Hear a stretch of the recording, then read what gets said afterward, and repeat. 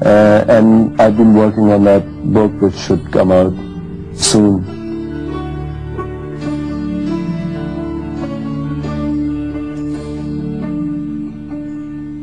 The big thing about Im's captaincy is that he's actually part of the team, but at the same time he keeps himself distant from it. He's able to make the right moves and have the authority, and that is a very, very big thing. Over the years, the Pakistan players were, very good individual cricketers, but I don't think they played as well as a team. They had some magnificent cricketers during my time, but they always seemed to just sort of capitulate whenever there was some sort of pressure. But when Imran took over the team, he got them to be, a more professional unit. I think one of the greatest qualities any captain must have is that he must lead by example. I mean, no captain should ever expect a team to do what he cannot do. I mean, I know captains who make speeches. I played in county cricket where a captain stands and gives a speech saying how all the chaps should fight and all this. But it doesn't work. The watershed of my batting career was in 1982 when I became the captain, because I realized in order to tell the other batsmen not to play careless shots, I first had to lead them by example. It is.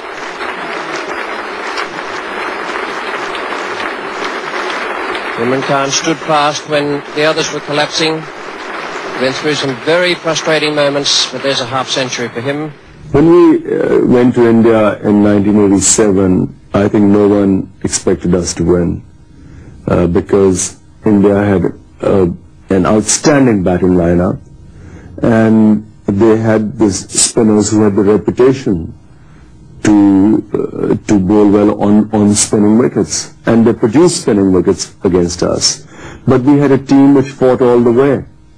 It was a young team, but they really did fight on spinning wickets with their batting lineup, which was much superior to ours. To have won the series, I think, gave me the greatest satisfaction. And really the welcome at Lahore bore testimony to it, that the people here also felt that, we had done a great job.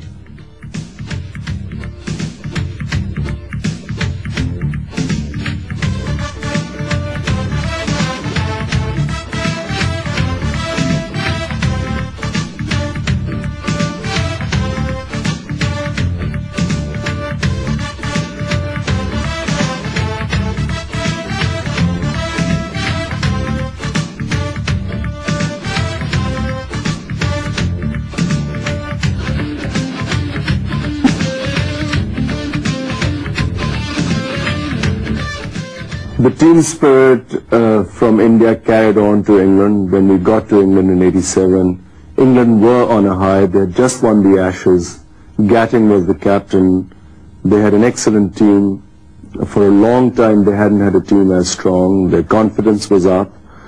And really, in the first two tests, we struggled against them. But it was at the Leeds Test match that we really turned the tables. And really, for me, that again was a great match. And it's gone. Trying to leave the ball, taken by Salim Malik at first slip. England in trouble again, 9 for 2. David Gower dragging that back on. Short of a length, just outside off stump. Imran into Jack Richards. Oh, that's out. That's a fine catch.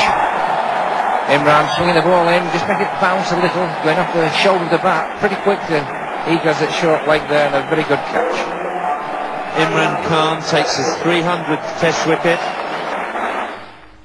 Here's Imran to Dilly. Well, that's it. Imran bowling Graham Dilly with a full length delivery there, and 7 wickets innings for Imran Khan. And having won that Test match, we hung on, and really we became, by the end of the summer, a much better team than England. The gentleman who has made an outstanding contribution with his batting performances, particularly a match-saving one at Edgbaston, high quality and consistent bowling performances, but particularly outstanding leadership, Imran Khan.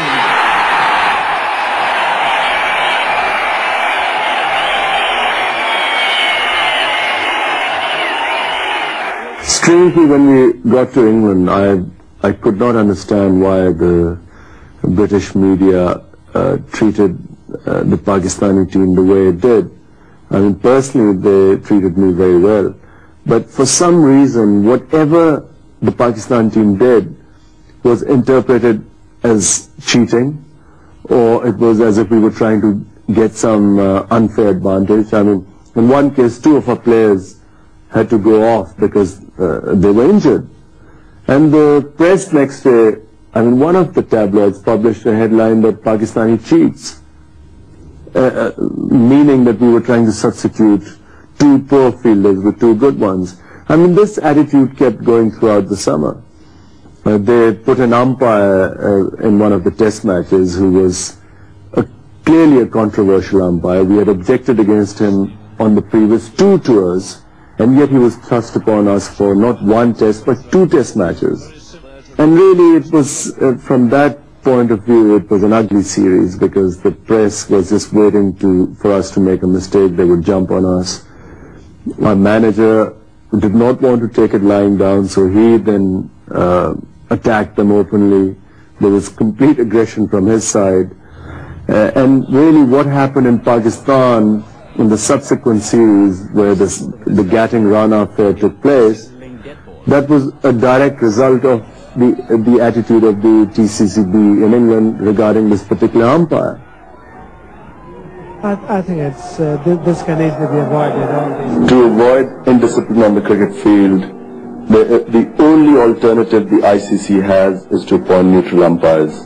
At the moment, they have tried to appoint referees, they have tried to impose code of conduct, but all this is not going to get anywhere. All test captains I've spoken to, most of the cricketers, they all agree that the only way forward in cricket, like other sports, is to have neutral umpires. Really, Javed Meander, the simplest thing he can do is get hold of his players and get them away from the action and get play restarted. When I went to England in 1971, the Pakistani community in particular, I found them very subservient. I found them apologetic, almost embarrassed to be in England, but they had to be to make some money. They felt that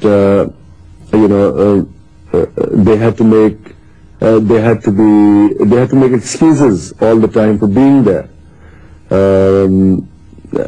Everything, whenever they met an Englishman, it was with a huge inferiority complex. In sharp contrast to what the Pakistan community is like there right now in Britain.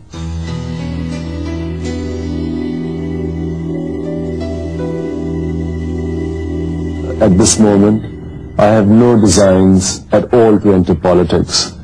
I feel that I could achieve much more for Pakistan as I am, rather than once I become a politician, become controversial. Probably I will have my hands tied. I won't be able to do anything. I think I would be able to do much more outside politics. Also, I feel that people have different roles in life.